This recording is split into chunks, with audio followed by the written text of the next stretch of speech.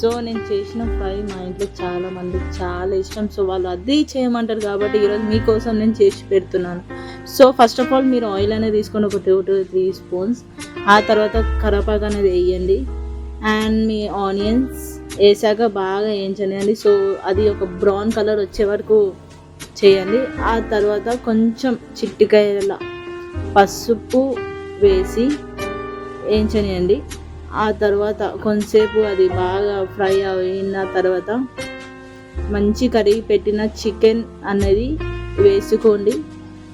నీట్గా వాష్ చేసి వేసుకొని అండ్ కొంతసేపు అది బాగా చికెన్లో ఉన్న వాటర్ అన్నీ వచ్చాక మూత పెట్టుకొని ఒక 2 to 3 minutes వెయిట్ చేసి పెట్టండి. సో మీకు చికెన్ అనేది ముక్క అనేది చాలా మెత్తగా సాఫ్ట్గా రావాలంటే ఉడికి పెట్టాలి. ఆ తర్వాత మూత క్లోజ్ చేసి పెట్టేద్దాం సైడ్కి. అండ్ కొంతసేపు అయినాక మళ్ళీ ఒక 5 minutes అయిపోయే తర్వాత మళ్ళీ చూడండి చికెన్ ఉడికిపోయిందో లేదో. సో నేను చూసాను ఇక్కడ చికెన్ అనేది ఉడికిపోయింది. సో మళ్ళీ నేను అందులో టమాటాలు వేసి దాన్ని కూడా బాగా ఉడికించి మూత అనేది పెట్టేశాను. బాగా మిక్సింగ్ చేశాక మళ్ళీ అందులో కొంచెం ఉప్పు, మీకు నచ్చినట్టు మీ ఉప్పు వేసుకోవచ్చు మీ టేస్ట్ బట్టి.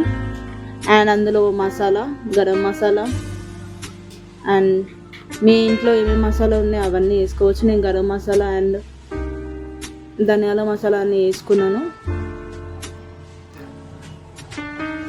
ఆ తర్వాత కారం నేను ఒక 3 స్పూన్స్ అనేది వేసుకున్నాను కాబట్టి మీరు మీ టేస్ట్ బట్టి మీరు వేసుకోవచ్చు.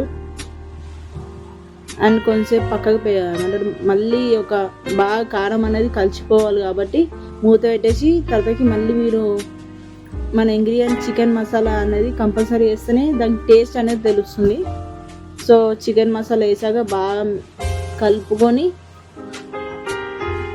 ఆయిల్ అనేది పైకి తేలాలి. సో అట్లా చేసుకుంటే మీకు బాగుంటుంది.